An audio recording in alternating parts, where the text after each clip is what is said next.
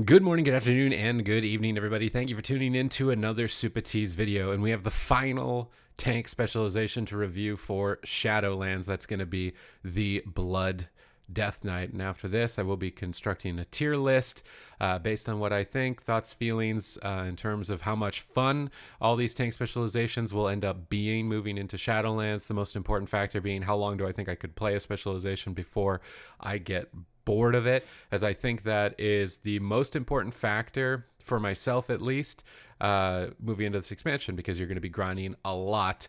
You're going to be leveling up your legendaries, leveling up your conduits, unlocking your covenant. I mean, you're putting a lot of time and effort into your character. And for me, I want to make sure that all that time and effort is put into something that I'm ultimately going to enjoy once I get to the more intense part of the game than just simply leveling up. I'm going to be doing my best to take into considerations a bunch of different playstyles. So not only top level PvP, which is what I'd be more known for, but also Mythic Plus, casual running, random battlegrounds, world questing, Torghast, trying to cover the entire thing to make sure that I am appealing to the widest amount of gameplay options, right? Because we don't all play the game the same way. So when I'm going through this review, take that into consideration. If I say something that seems basic, it's more or less because I'm just trying to explain the specialization in a way for somebody who may be new to the spec. And I'm honestly pretty new to the Blood Deathknight spec as well. I played a lot with them, more notably in Legion, when Blood Deathknight was just absolutely bonkers as a tank, especially when there were undead monsters to utilize control undead. I played with it a lot. So moving into Shadowlands, what do I think? What's coming back? So let's just look at the baseline spells. You'll be happy to see that Anti-Magic Zone is available to you as a Blood Deathknight baseline, available to all Death Knights baseline, just a raid-wide or group-wide cooldown for 20% magical damage reduction. Can't really complain there. Some extra utility to help out with the healer. Chains of Ice is now available to you as Blood, so you will gain access to a single target slow. This is really useful in situations where ads spawn that move to pick up something. I'm thinking there's just an infinite amount of cases where this is useful. An ad spawn starts running. If it hits a player, it explodes, so you can slow it with Chains of Ice. Excellent utility just across the game, across the board. It's going to be useful in all cases. World questing, trying to slow enemy players as well in Battlegrounds or in Torghast if you have to kite an important monster. I mean, it's an awesome addition to have back to the Deathknight and Blood Deathknight more notably here in this video. Control Undead, it's not new, but I thought it was worth mentioning because Shadowlands is kind of like an undead themed expansion. I expect that there are going to be a lot of things that you can control with Control Undead. Probably most importantly, Torghast. So really keep your eyes open for some powerful creatures that you could utilize Control Undead, even though it's not new. Just a friendly reminder. Death Coil is available to you now as a Blood Deathknight. Probably not going to use it outside of some very niche situations due to a returning ability, which I believe is on the next page, which is Lichborn. 2-minute cooldown, you'll be able to turn into an undead, and it's basically just crowd control immunities to Charm, Fear, and Sleep. That's the main premise of it. The minor amount of leech that you get, I do suppose, would be okay, but is it worth it? Maybe. It could be useful to get it for the 10% leech, but I feel like the real power for this comes through with the crowd control immunity, especially if you're doing solo content, again, like Torghast, so paying attention to if monsters have fears that might fear you into other trash pulls. You can utilize this. And again, the synergy with Death Coil is that while Lichborn is active, you're undead, and if you use Death Coil on an undead target, it will heal it. So let's say maybe your healer's drinking and you're impatient, right? We're all impatient when we play tanks. And you're not totally topped off and they're drinking. You could Lichborn if you got a bit of extra runic power after a pull and just Death Coil yourself back to full health. Same goes in PvP, but will it actually be better than just Death Striking? I mean, Death Strike is really powerful, especially as Blood, so maybe not, but it is there for that niche utilization as it was in the past. All Death Knights have Raise Ghoul, which for Blood doesn't have a huge amount of synergy. He's just your friendly old Ghoul's back. He's going to punch things. More importantly for Blood in my mind with being able to get the Ghoul here is Sacrificial Pact, which is coming baseline to all Death Knights. 20 runic power, 2-minute cooldown. You sacrifice the Ghoul. so we don't care about the ghoul. He's going to do a bunch of damage, and he's going to heal you for 25% of your max health. So offense and defense. Thematically, I loved Corpse Explosion from Wrath of the Lich King on Deathknight. I thought it was one of the cooler, unique spells in the game. So it's nice to have a similar effect here with Sacrificial Pact returning. And you can never complain about just having more defensive and healing options. Now, Rune Forging is something that has kind of just been forgotten, I feel like, for Deathknight for a long time. In most cases, you're running Rune of the Fallen Crusader, right? And then maybe as Frost, you're running Razor Ice, and you don't really think about it. It's just put this on. I still think Fallen Crusader is probably going to just be what you go for, even though there are new ones, which we'll go over. Rune of Hysteria. Engrave your weapon with a rune that increases maximum runic power by 20, and your attacks have a chance to increase runic power generation by 20% for 8 seconds. So there's potential with synergies with Bone Storm in the talent tree, potential for just getting a ton of Death Strikes out with this. Will it actually compete with the Fallen Crusader is yet to be seen. If it does, then it's just going to be your new baseline one, and you don't pay attention to any of the other ones. The next one, Rune of Sanguination, which you would think is really catered towards blood when we get into it. Engrave your weapon with a rune that causes your Death Strike to deal increased damage based on the target's missing health. And when you fall below 35% health, you heal for 48% of your maximum health over 8 seconds. I do believe they've added a significant cooldown that isn't listed in the tooltip to that oh no moment heal. So it's not going to be happening infinitely. I do believe it. It would be nice if it had the cooldown listed on the tooltip so you would know exactly without having to dig deeper into it, but I'm pretty sure the healing effect has a cooldown. The main damage component will be that your Death Strike does more damage if the target you're attacking is missing a lot of health. So this might be all right if you're, let's say you get max level right in Shadowlands and you've got a bunch of crappy gear, because everybody's gonna have a bunch of crappy gear when they max level in Shadowlands, and you want to start getting some of the better gear a little bit faster. Well, you're gonna get hit really hard in that difficult content. So maybe having this as like a secondary, almost like cheat death effect, will be useful in that initial stage. But whether or not it ends up competing damage-wise with the Fallen Crusader is just going to be a matter of simming, and we'll just have to keep our eyes on that to know. But Fallen Crusader is just so well-rounded that I feel like it won't replace it ultimately in the end game. But it could be useful in single-target solo content situations. If you wanted to cheese someone in PvP, they thought they were about to kill you, and then you just suddenly back to full health. But it's kind of, yeah. Spell Warding, Rune of Spell Warding. So you engrave your weapon with a rune that deflects 3% of all spell damage, and taking magic damage has a chance to create a shield that absorbs magic damage equal to 10% of your maximum health. When an enemy damages the shield, their cast speed is reduced by 10% for 6 seconds. So more likely PvP utility. Maybe if you're in a rated battleground group and you wanted to be really disruptive as the Blood Deathknight, you would apply cast speed reductions to all their backline casters or something like that. Generally speaking, the casters aren't going to be stacked up in PvP unless they're very bad at the game. So you would only be getting this likely on one target. 10% casting speed is very minor for losing your Rune Forge effect. But I really only see it being useful in PvP. Maybe if there's like an entire dungeon of only magic damage, but that doesn't exist. Auto attacks are in the game, so it's tough for me to see this outside of a very niche PvP situation where you're not concerned with your overall damage or throughput and more or less looking for disruption. But it does kind of feel a little bit lackluster for how cool it is comparatively to the Fallen Crusader. It would almost just be nice if Fallen Crusader just like existed in the Deathknight, and then you could pick the other options based on their situations.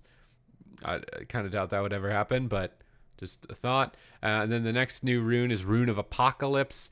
This really is only going to work for Unholy Deathknight because it's just going to be making your ghoul superpowered and applying debuffs and buffs and a bunch of cool and interesting effects. The downside is that the effects are entirely applied randomly, so you might reduce healing on a target, you might increase damage taken for the target, you might get a slow, nobody cares about a slow, or you might get some damage reduction from it. But Your ghoul as unholy does not, or as blood does not attack very fast. It's definitely has more synergies with unholy. Even as unholy, I'm not sure if it will be one that's taken. It seems just kind of out there. They're just it's almost like they were just experimenting with these rune forges. I'm not sure what their plan is overall, because it just seems like Crusader is pretty straightforward. You get a heal and you get a ton of strength. I mean, this one is so good that I do feel like it should just like exist on the Deathknight, and then and then make the rune forges maybe more situational. Of course, then again, that's just something that you'll have to constantly go back to the rune forge to change if they did that, right? If Rune of the Fallen Crusader was baseline and then they made a bunch like, this is the best rune for single target, this is the best rune for AoE tanking, this is the best rune for AoE damage, this is the best rune for single target damage, then it just becomes a chore that you need to go back and rune forge over and over and over and over before every encounter. So do you really want that, I guess, would be the question. But there are new runes to check out, potentially experiment with them, who knows. But Rune of the Fallen Crusader is still looking like a really just baseline solid choice. Moving forward into blood specific abilities, and what's coming back is that blood tap has been reintroduced. So if you felt like your rotation was slow, you were running out of runes, you'll be able to use blood tap to start getting those runes every time a bone shield charge is consumed. Or I can just read this out. Blood tap, 1 minute recharge, consume the essence around you to generate 1 rune. Great. So you can use Hard Strike. Recharge time reduced by 2 seconds whenever a Bone Shield charge is consumed. So you use Marrow Rend and you get Bone Shield. That reduces the cooldown of Blood Tap, which then gets you more Hard Strikes. So you feel like you pump, your blood's pumping a little bit more with this. So it's nice to have this baseline in the kit. And then Rune Tap is no longer a talent. It's just baseline. 25-second recharge. It costs 1 rune. You're going to reduce all damage taken by 20% for 4 seconds. So really important to use this as mitigation. When you're sort of ramping up and getting your runic power generated at the start of an engagement, you can utilize this. You could utilize it when you know you're about to get hit by a hard-hitting attack, or maybe your necrotic strikes are really high, or just, you know, that, oh, I need a little bit more defense moment. So having this baseline is going to just give you a little bit more thought process overall in terms of the depth of your class. So it's nice to have this back baseline. And aside from that, I think that's it for returning spells, new spells, rune forges. It's very nice to have this all added back. You're still going to feel like the Battle for Azeroth Blood Deathknight with some minor improvements, looking at shoring up some of the weaknesses and also making the gameplay feel a little bit faster, which is nice. When we look at the talents, the main purpose of the talents, the changes that I've seen, is to try increase the competitive options. And I'm noticing this is a trend for all of the tank specializations as I'm looking at them more in detail than I really ever have, is that they generally have a kind of cookie cutter go-to, and maybe 1 or 2 switch out depending on if there's heavy single target damage. So a Heartbreaker, Heart Strike generates 2 additional rune power per target hit. It's still looking like the go-to, I would say, at the moment, but this first row wasn't changed. Blood Drinker and Tombstone. Rapid Decomposition was changed, so your Blood Plague and Death and Decay deal 15% more damage. Trying to get a little bit of extra pump out of that one. It may have good synergies with the Covenants, like the Night Fae Covenant, so you may want to take it if you're a Night Fae Blood Death Knight. We'll get to the Covenants after the talents. Hemostasis was the go-to in pretty much every situation. It's just each enemy hit by Blood Boil increases the damage and healing done by your next Death Strike by 8%, and it stacks 5 times. It's just straightforward. It's built well into your rotation, so why not go for it? Consumption got buffed pretty significantly. Will it be taken? Who knows? That's going to be a simming thing. Melee range, 30-second cooldown. Strikes up to 8 enemies in front of you with a hungering attack that deals 593 physical damage and heals you for 150% of that damage. So kind of just like an AoE Death Strike. I'm curious to see how it plays out, if it will compete in maybe Mythic Plus over Hemostasis, but Hemostasis seems like good all around. The level 30 talent row, Ossuary, when I was going over this, seemed just kind of pretty straightforward. It hasn't changed, but I'm feeling like the other ones that are around it aren't going to compete. While you have at least 5 Bone Shield charges, the cost of Death Strike is reduced by 5 runic power. Additionally, your maximum runic power is increased by 10. Already has really good synergies with Hemostasis, just making your Death Strike even more insane. Foul Bulwark is still just each charge of Bone Shield increases your maximum health. Great. And then Relish in Blood, which is new. While Crimson Scourge is active, which is while you're attacking, basically you can get a free Death and Decay. That free Death and Decay will then heal you for 276 health per Bone Shield charge, and you immediately gain 10 runic power. You really have to gauge how frequently are you going to be able to get Crimson Scourge to proc. Is the healing on this actually going to be relevant? Again, maybe if you're running Night Fae Covenant, maybe the Covenants will allow you to use some of these other talents. That's kind of pushing it, though. Ossuary still just seems really good. Will of the Necropolis hasn't changed. However, I think the synergies of it with the Venthyr Covenant could be really good. So with General Draven on the Venthyr, when you're below 40% health, you take 10% less damage. Then with Will of the Necropolis, when you're below 30, you take 30%. That's a lot of damage reduction. And then that'll give you time to get really big death strikes. So maybe Will of the Necropolis is just kind of the passive go-to. Mark of the Blood here is to replace Rune Tap, but it's on the global cooldown, so you've already got a lot of other things to be juggling all the time, especially with the reintroduction of Blood Tap. So will you get time to use it? It's basically trying to fight for a place in the amount of buttons that you're going to be pushing at all times. To me, I would much rather just have extra damage reduction, especially if I'm Venthyr, which is looking like one of the strongest competitive options for Blood Death Knight, at least in PvE at the moment. Or just Anti-Magic Barrier, reduce the cooldown of Anti-Magic Shell by 20 seconds, increases duration and amount absorbed. Maybe if you're doing solo content in Torghast and you know there's a lot of magic damage to absorb, you'd want to go for this. So you just prevent the damage before it happens, as opposed to trying to save yourself when you're already in a pretty tight situation. Now, this row here, which is entirely utility, the level 40 row, you basically can reduce Gorfiend's Grasp, which is your AoE death grip by 30 seconds. You can get Wraithwalk for some extra mobility and to get out of crowd control, or go Grip of the Dead, which is just absolutely insane. Death and Decay reduces the movement speed of all enemies in the area by 90%. The initial slow of that, I'm pretty sure, aside from Roots, is the strongest slow in the game. It's really hard to compete with that, with a 90% slow. Even with Chains of Ice baseline, it's just great for controlling everything. It really depends on the dungeon and the trash packs, like how frequently are you going to need to be utilizing Gorfiend's Grasp. You'll want to pay attention to that while you're running through the dungeon. Does it feel like you could get another use of it? If you were talented into Tightening Grasp, then maybe it has potential. I don't think in PvE that Wraithwalk is going to be suitable. The other utilities just synergize way better in a competitive environment. And then also if you're running Night Fae, which... spoiler before we get to it, is basically a super powered Death and Decay. Now it also slows and makes sure that the targets stay in it. So if you were Night Fae, you'd really want to focus on things around Death and Decay. Voracious got buffed slightly. Death Strike's healing is increased by 20% and grants you 15% leech. Death Pact is back, but it's really bad. 2-minute cooldown, create a Death Pact that heals you for 50% of your maximum health, but absorbs incoming healing equal to 30% of the maximum health. It's like an oh no button, but you already have Empiric Blood. You've already got a lot of healing and oh no moments with Death Strike, where it seems a bit redundant to have this. And then Bloodworms, which is basically just healing and damage at the same time. Your auto attacks have a chance to summon a Bloodworm. Bloodworms deal a minor amount of damage to your target for 15 seconds and then explode, healing you for 15% of your missing health. If you drop below 50% health, your Bloodworms will immediately burst and heal you. To me, Bloodworms is probably still the go-to. It just gives you damage and it gives you healing, and you don't really have to think about it. It's just there to help you out at all times. So maybe Voracious is better if you're not worried about damage. Again, at the start of the expansion, when you're a lot squishier, Voracious might be good. Maybe Death Pack might be good in that situation as well, but I feel like you already have a lot of ways to just self-sustain and heal yourself that it seems unnecessary to have Death Pact.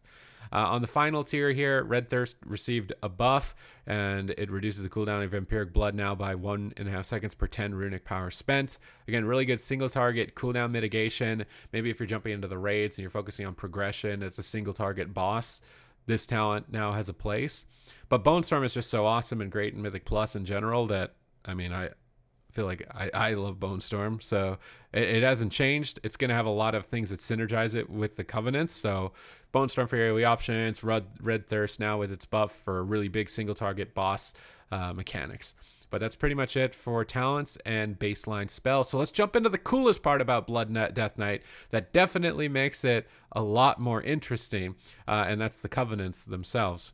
So for the Necro Lords, I mean, come on, man. You're a Deathknight. Like, how do you not just immediately click this? Like, just inject that into me, man. If I'm a Blood Deathknight, this gear, like what, and the mount and the thematics. I mean, it's so unfortunate what we're gonna when we actually look at the covenant. It's so unfortunate if you're a PvE player.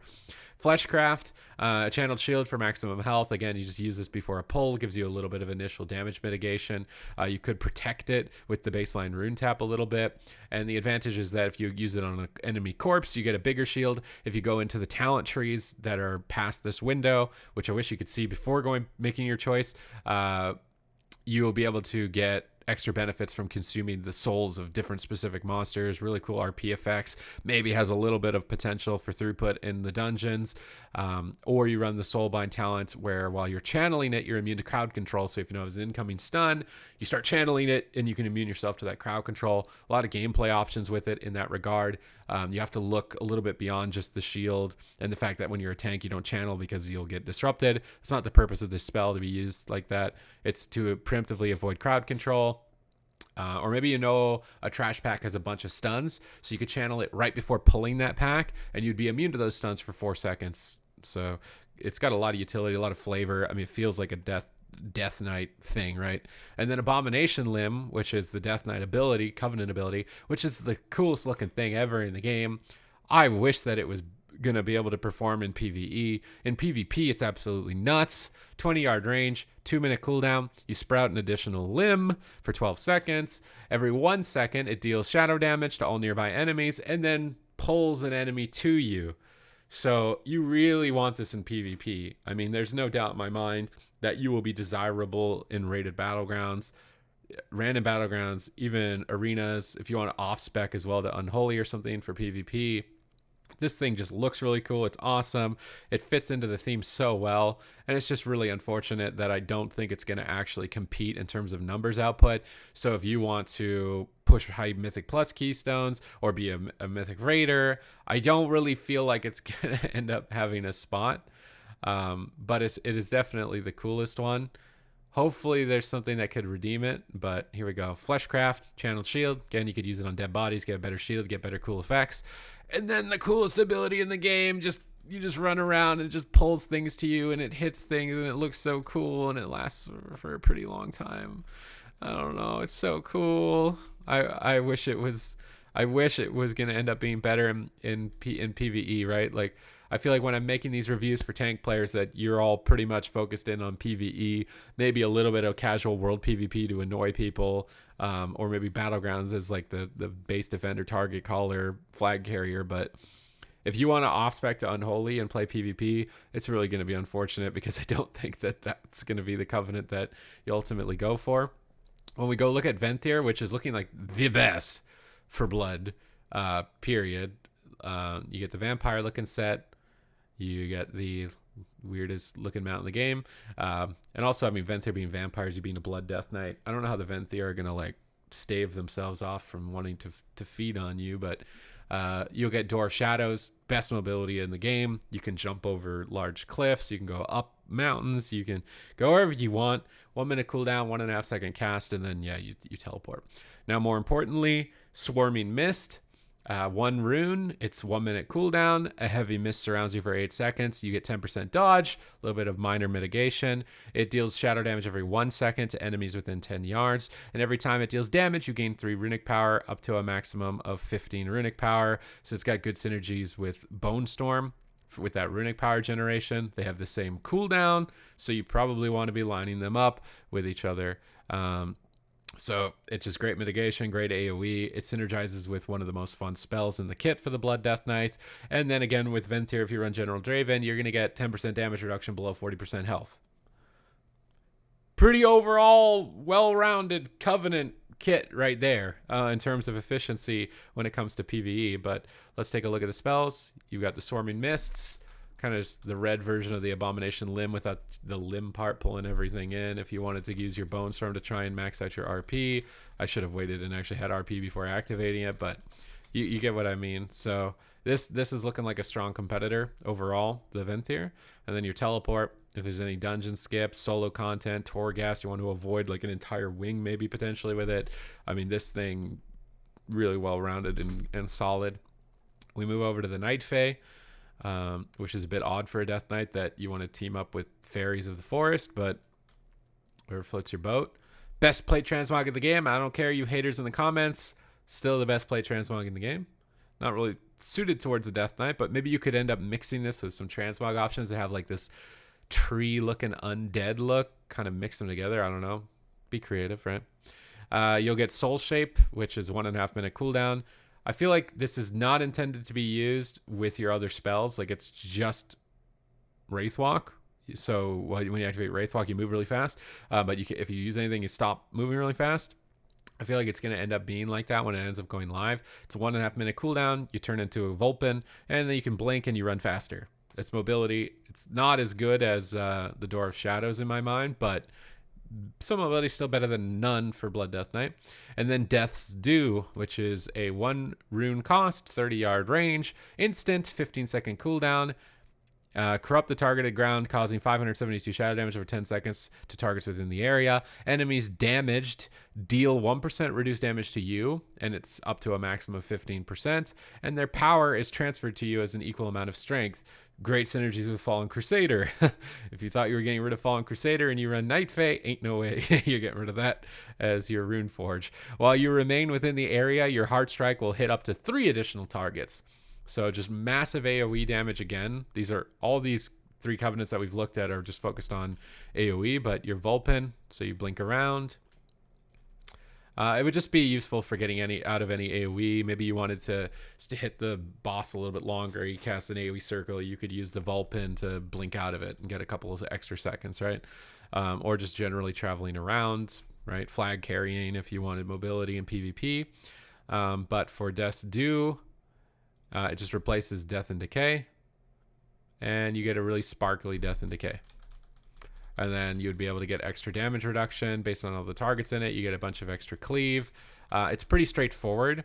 It's definitely, in my mind, a little bit more newbie friendly than the Venthyr option.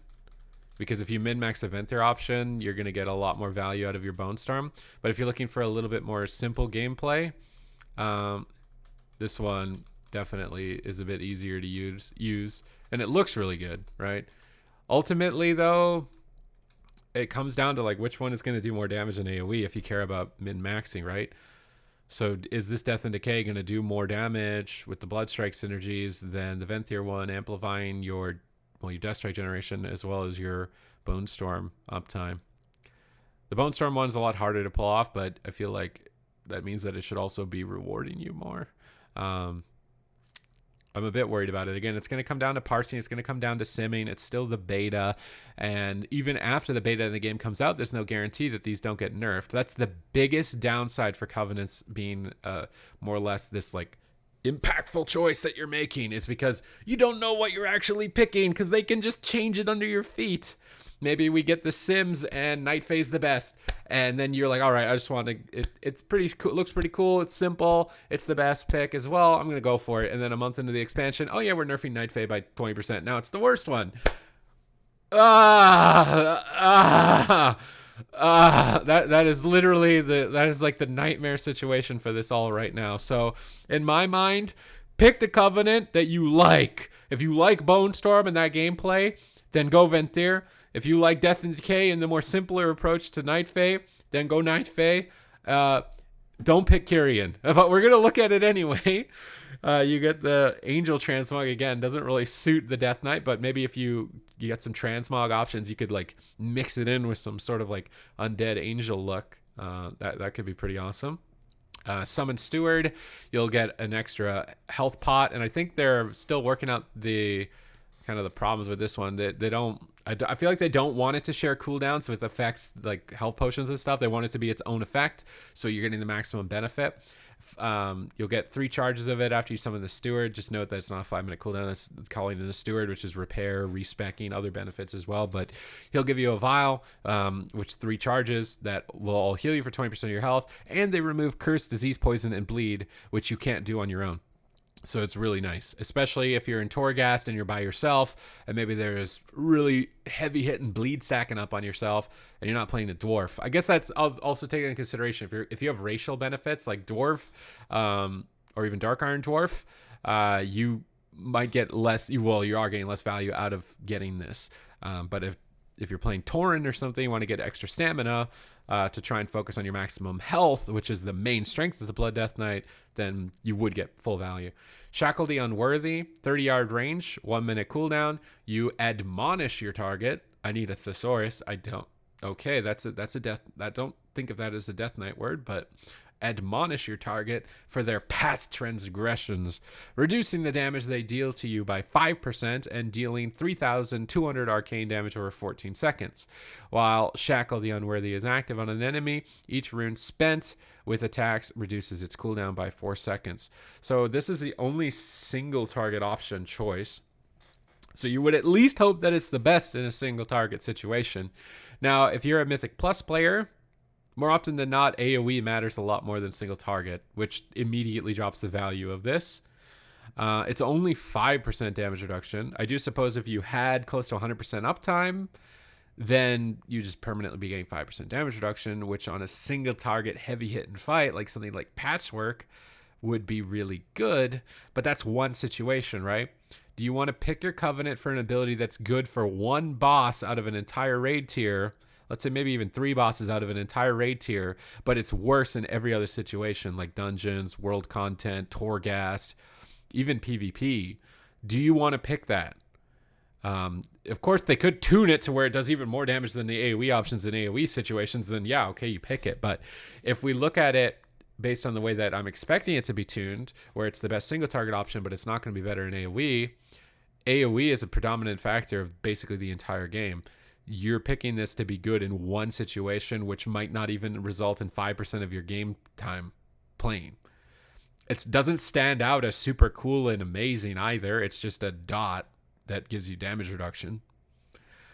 So to me, it's the most boring. I'm not really looking at it or paying attention to it at the moment. It doesn't seem like it would have a great spot for anything in the game, but we can take a look at it anyway. Oh, cool. I still look like a Vulpin, even though I'm not. Anyway, you summon this dude. You can repair, you can change your talents, you can do a bunch of stuff. So a lot of utility, especially for Torghast, I guess, if you were really looking at the benefits of this guy. And then the vial, which you can't consume if you're not at full health. So I guess I'll get hit by this. Hit me. You heal yourself, dispel all the poisons. Probably more focused on the dispelling factor as a Deathknight. You already can heal so much as blood anyway with Death Strike. But Shackle the Unworthy, what's it look like? Does the animation save it? Not really, no. At least not for me. I don't think it's going to save me there. So, okay. This one's definitely lackluster in my mind. Now, I would imagine they will tune it to be the best in a single target situation. So if you are a Blood Deathknight and there's a Patchwork fight, that this would be really desirable. But is it really worth it? I mean, the Necrolord one looks so cool. It's so awesome in PvP. The Venthyr one and the Nightface seem like they're directly competing for each other in terms of which one's going to perform in AoE pressure. Venthyr gets other benefits. That seems really hard to pick, but I've shown you what all the available options. Now you get to make the choice that you'll get to regret after you make in the future. All right, let's take a look at the legendaries here. We'll just pull open trusty old Wowhead. These are general legendaries that will work for all specializations of Deathknight. So you may want to consider them if you're going to play other specs as well. Death's Embrace increases the duration of anti-magic shell by 100%, and any damage it absorbs heals you. Really good for just magic-specific situations. You would be super annoying in PvP with this against spellcasters. Will it actually get value in PvE? We're going to have to wait and see and look at the other options. I feel like in terms of throughput, it's going to fall off likely some of the Blood Deathknight specific legendaries. Grip of the Everlasting. For 3 seconds after casting Death Grip, you may cast the spell a second time without regarding its cooldown. Seems entirely PvP focused. You've already got so many Death Grips. seems a bit unnecessary. But again, maybe if you're more focused on PvP, rated battlegrounds, it would have its use there. Pheromones. You and your minions gain 10% haste while inside of your Death and Decay, and enemies damaged by your Death and Decay have a chance to cower in place for 3 seconds. So synergizing with the 90% slow talent, synergizing with the Night Fae, you would get a bit of extra haste. You can maybe more guaranteed keep players and enemies inside of your Death and Decay, and then also have a chance to cause them to cower, which is a fear. Would it break on damage? Is it like Earthquake for Elemental? A couple questions to be asked with this, but that could be a lot of AoE disruption in Mythic Plus and constant persistent AoE interrupts, which Blood Deathknight is lacking compared to some of the other tanks, like Vengeance Demon Hunter. So could be a good pick overall in the game, if that seems like it would be cool, cool effect to you, and you're not too worried about throughput. Super Strain. This was looking like the best Deathknight period legendary, but I think it got nerfed heavily. It's probably not worth really even looking at or paying too much attention to. This was one that it's either going to do a lot of damage and you take it baseline, or it doesn't do enough damage and you ignore it. It doesn't have anything else really going on with it. The Super Strain legendary. Blood Deathknight specific legendaries. This is where we get to see if maybe these cool effects, can they compete with the throughput. Brindar's Might. Deathstrike refunds 15% of runic power spent if it heals you for more than 10% of your maximum health. That seems really good for throughput, and you could get a lot of Bone Storm value out of this. That seems really good in all regards. Just really good. Okay. These extra cool utility ones are starting to lose their appeal to me. Crimson Rune Weapon. When a charge of Bone Shield is consumed, the cooldown of your Dancing Rune Weapon is reduced by 3 seconds. Additionally, when Dancing Rune Weapon fades, your rune regeneration rate is increased by 40% for 10 seconds. Playing around a long cooldown as opposed to playing through your consistent gameplay. I suppose it would get you access to it a little bit more frequently if you like it. This, again, is just going to be simmed and mathed. If you like your Dancing Rune Weapon and you think it's really cool, you could go for that legendary. I don't know if that will end up being a competitive option. This one seems pretty straightforward to be the best competitive option.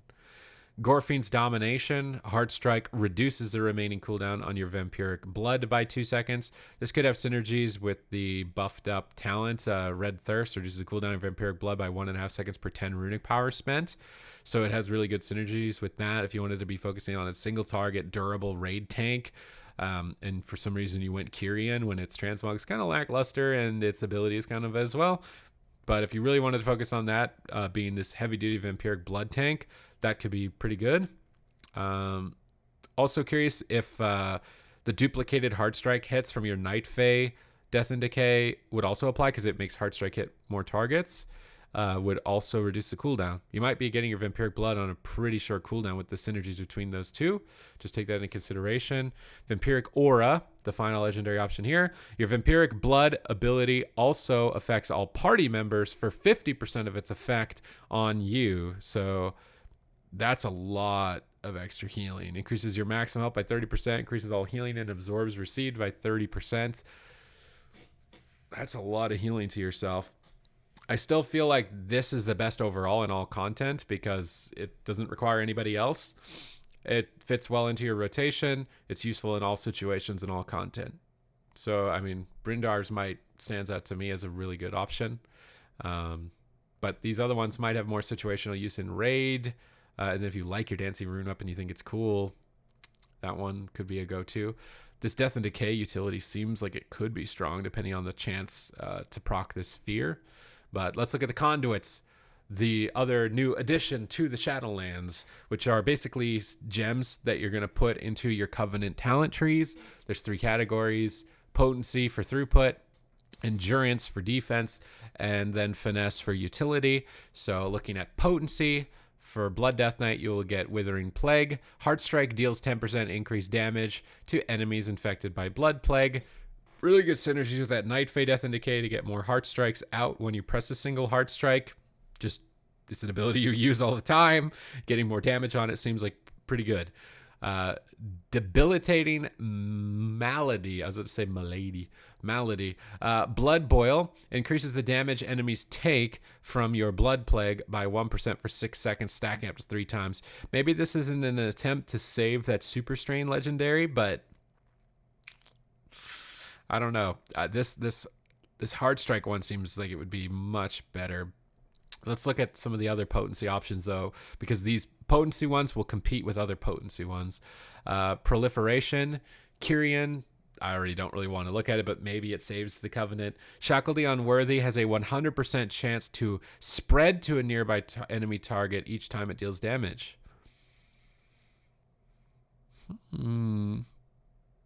So if it's spread, then you would have 2, and then when you spend a rune, you would reduce the cooldown by 8 seconds to get its uptime a bit better. Is that the point of this? So it would be kind of like this disease that's, you're just perpetuating this secondary disease that's spreading around. It definitely makes it thematically more interesting if you pick this Conduit along with the Covenant ability. It doesn't look as awesome as Death Do. Doesn't look and function as awesome as Abomination's Limb. Functionally, is it going to compete with Swarming Mist, though? It does save it a bit if you were really sold on Kyrian. There's no way that it doesn't, right? And it spreads, and now you get more damage reduction to more monsters, and you can keep reducing its cooldown and get its uptime pretty high, I would imagine. So it's still just kind of boring as an arcane dot, but it definitely does save the Kyrian if you really had your heart set on being a Kyrian Deathknight, which is really weird if you wanted to be an Angel Deathknight, but you do you. Impenetrable Gloom for the Venthyr. Swarming Mist damage and dodge chance is increased by 5% for the first 4 seconds. So it's just some immediate AoE pressure with this and a little bit of extra mitigation. This will stack up. I mean, the 5% dodge, I mean, it's a 10% baseline. So you could get that up pretty high. You might be able to even dodge as an evasion level of dodge at a certain point, which would be really good at Mythic Plus for Necrotic. And resetting those stacks without just kiting. Brutal Grasp, Necrolord. Your Abomination Limb deals 50% increased damage to enemies it pulls to you.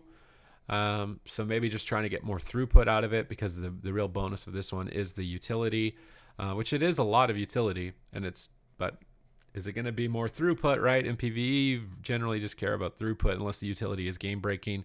And it's the utility, I mean, it is game-breaking utility, but you've already got Gorfiend's Grasp to do the job. And you've already got Death Grip to do the job. Do you really need another one to do the same job, right? And if you don't, then it's just purely output. How much healing and damage do the other options do in PvE? And that's where you're really going to care about it. If you ultimately don't care about being what in my mind is going to be at least 10% worse than the other options in AoE, and you think it looks really cool and is super awesome like I do, then go and pick it. At least when you respec to try and do PvP as Unholy, it's probably the best in that situation. But in PvE, I'm a bit worried about it. Withering Ground, Night Fae Potency Conduit. Death's Dews deals 15% increased damage. Kind of boring Conduit effect. You just get more damage on it. Can't really complain. I mean, it looks awesome, right? The Death's Dew, Night Fae, Death and Decay. It looks really awesome, so just more throughput on an awesome looking spell. Endurance Conduits. This is going to be defense focused. We've got Hardened Bones. While Lichborn is active, the damage you take is reduced by 5%. Okay, now it's turning Lichborn into a proper mitigation cooldown. That seems really good to go after. If you want to have an extra cooldown in your cycle. Insatiable Appetite. Deathstrike's minimum healing is increased by 1%. That seems really strong as well. These ones are super competitive.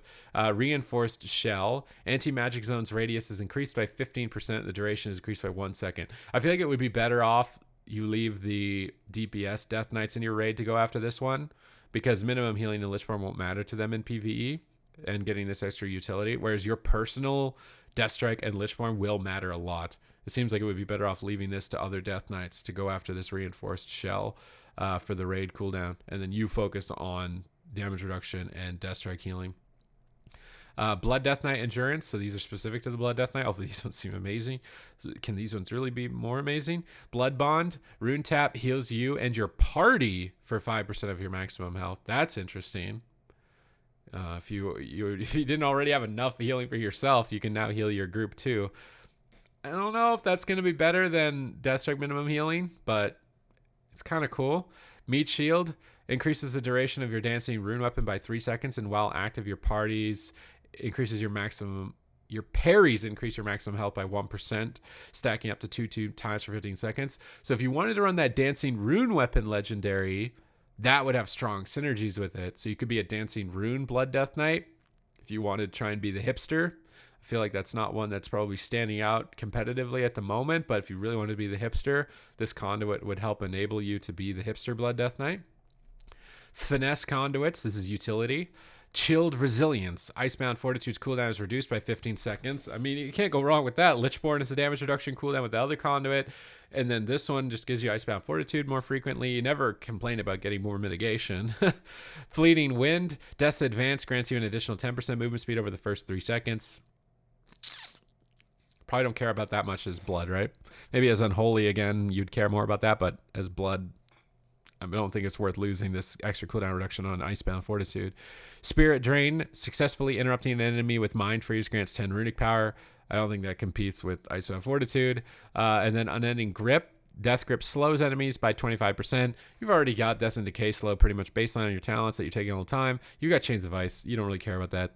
Icebound Fortitude cooldown reduction. Finesse Conduits. Pretty straightforward there. But that's pretty much it for the Blood Deathknight. It seems like if you liked your Battle for Azeroth Blood Deathknight, it's just getting enhancement, improvements, cool effects based on the Covenants. Really wish the Necrolord one was more competitive because it just looks cool and thematically fits so awesomely with the Blood Deathknight, but you have some really good options. And Blood Deathknight still has the strength of just having massive self-sustain, a massive health pool in terms of its competitiveness. It also has it going for it that it's not Prot Warrior, so all the eyes are on Prot Warrior because it was the strongest tank in Mythic Plus for Battle for Azeroth, and likely is going to get a lot of nerfs and probably kept under control. So Blood Deathknight could easily sweep under the radar and take that top dog spot for best tank in my mind. It's looking pretty solid. It's looking really fun. You got a lot of extra utility, got a lot of extra keybinds added back to the spec. It's definitely a top contender for the tier list that I'm going to be constructing. And if you're interested in this type of content, I'm producing it every day. Please subscribe to the channel. If you want to check out the tier list I've made for melee DPS, range DPS, and healers, it will be linked above. If you want to check out my review for other specializations, as I'm looking to get reviews for every single specialization in the game, maybe you want to check something else out, I will have that linked above as well. But again, thank you for watching. I hope you enjoyed the video, and we'll see you in the next one.